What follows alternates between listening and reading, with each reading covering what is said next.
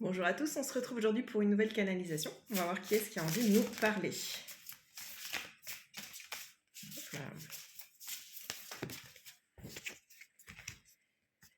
Le saumon.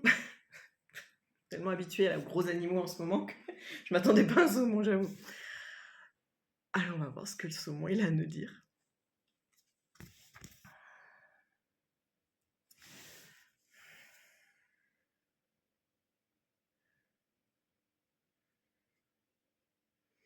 Il me montre l'entêtement. Enfin, je le vois là, qui, quels que soient les obstacles, il remonte sa rivière. Alors, j'ai dit entêtement, mais... Ah oui, d'accord. En fait, il me montre cet acharnement inné et instinctif à remonter la source, à remonter la rivière pour retourner à l'endroit de sa naissance. Et quelles que soient les difficultés, quitte à en mourir. Et il dit que nous, on n'a pas cet instinct-là de retourner à un certain endroit de manière périodique, qu'on n'a pas ces migrations, hein, en quelque sorte, dans notre fonctionnement d'être humain, mais que parfois, quelles que soient les difficultés, on s'entête. Donc je pense que c'est là qui me venait le mot entêtement. C'est-à-dire qu'on n'avance pas sur un chemin de destin, comme il pourrait le faire lui, quitte à se mettre en danger, ou à subir les divers obstacles créés par l'humain, ou les pollutions, ou que sais-je, les prédateurs. Mais il dit que nous, parfois, on s'entête littéralement, c'est-à-dire qu'on n'a pas cet instinct qui nous pousse à aller dans une certaine direction, mais on choisit consciemment, ce qu'il ne fait pas lui, parce qu'il n'a pas ce cortex-là qui le pousse. Il ne choisit pas consciemment, alors que nous, on va choisir consciemment d'aller sur un chemin, quitte à se prendre un mur dans la tronche. Et que même quand on est blessé, qu'on a le mur en face de nous, qu'on voit que ça va pas, on a une énergie incroyable d'acharnement pour continuer d'avancer comme le ferait le saumon dans sa migration.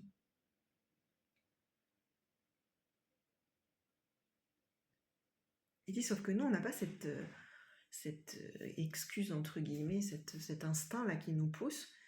C'est-à-dire qu'on choisit consciemment d'aller dans une direction qui nous porte préjudice. Alors je lui demande quelle serait l'alternative du coup. Alors, il me montre que le saumon, c'est son instinct individuel et collectif qui le pousse à avancer, mais que dans sa migration, il avance pas seul, il avance justement avec ce collectif-là. Et il dit que nous, dans notre acharnement, dans nos situations personnelles, on oublie cette cohésion entre les humains qu'on a littéralement effilé, aminci, comme des tricots détissés au fil des siècles. Et que si on se reconnecte à cette, comment on va dire, cette intelligence collective, on va retrouver notre capacité, comment on va dire, il me montre comme si quand ça s'ouvre et que ça s'éclaire, de lucidité, cette lucidité pour faire des choix qui ne seront plus dans l'acharnement, mais l'énergie qu'on mettait dans l'acharnement, on va pouvoir la transposer dans un choix conscient, avec le soutien de l'énergie collective, pour faire des choix plus justes, plus alignés, ou en tout cas d'autres choix, puisque cela ne marche pas. Il me répète, reconnecte-toi à l'intelligence collective.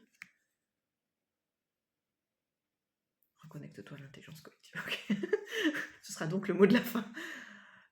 C'était un chouette message, comme quoi le saumon, c'est pas juste bon sur les toasts. Et on en voit d'autres, là d'ailleurs, j'avais pas vu, là je les vois dans la caméra.